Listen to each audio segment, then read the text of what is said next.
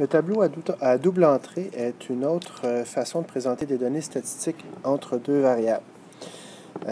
En général, on va présenter les valeurs de x en entrée horizontale. Alors, ce que ça veut dire, c'est qu'en entrée pour des lignes, ici, j'ai les valeurs de x. Ça donne une colonne de x, mais sauf que 9, c'est le titre de la ligne ici. Puis une ligne, c'est horizontal. Donc,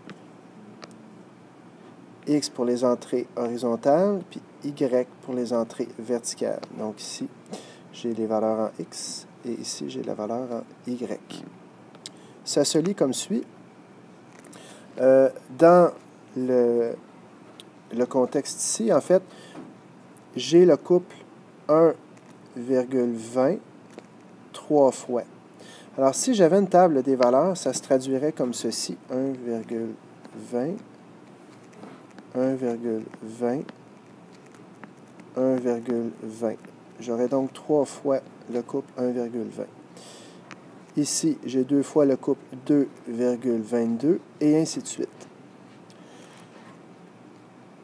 On peut faire de la régression directement à partir d'un tableau à double entrée en regardant l'ensemble, l'allure générale, puis en se disant, est-ce que les nombres placés dans les cases sont proches d'une ligne ou d'un rectangle étroit, ou est-ce que j'en aurais, par exemple, plusieurs dans des coins comme ça ici. À ce moment-là, j'aurais un rectangle plus large et j'aurais donc une corrélation mais moins forte.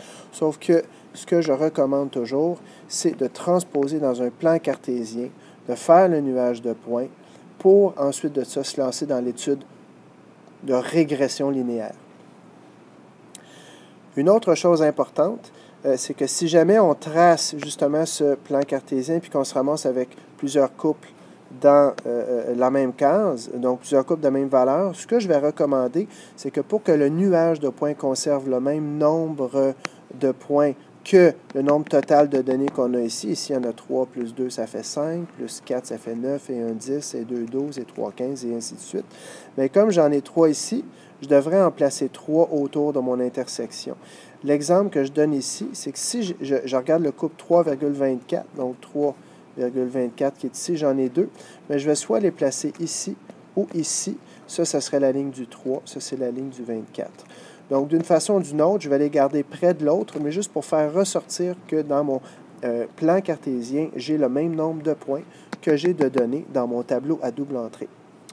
Alors, si on regarde l'exemple qui est ici, c'est la transposition du nuage de points qu'on a, du tableau à double entrée qu'on a ici, transposé en nuage de points. Or, ce que l'éditeur n'a pas fait, parce que j'ai copié ce dessin du manuel, c'est que, par exemple, le 3 ici, là, on ne le retrouve pas 3 fois.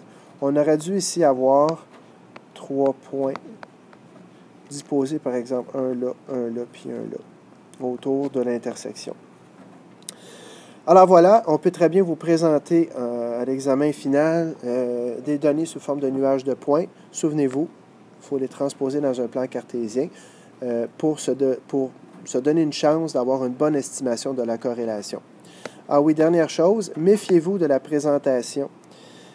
La présentation des tableaux à double entrée peut induire en erreur. Ce que je veux dire par là, c'est que si on regarde, les x vont croissant de là à là. Alors, si j'imagine que ça, c'est mon axe des y, puis je le mets en bas, bien, y va vers la droite en croissant et x va vers la droite en croissant. Donc, ici, j'ai une corrélation qui serait positive. Je peux inverser la présentation ici de ces nombres. Donc, j'aurais, par exemple, 1, 2, 3, 4, 5 jusqu'à 9. À ce moment-là, mes nombres ici, ben, j'aurais le 3 là, j'aurais le 2 ici, et ainsi de suite. Le 4 serait ici, le 1 là.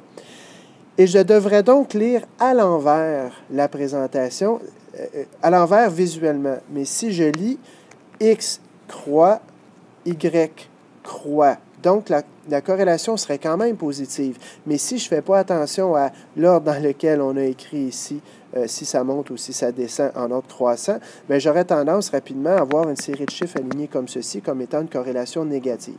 Je vous invite donc à la prudence lorsque vous lirez un tableau à double entrée.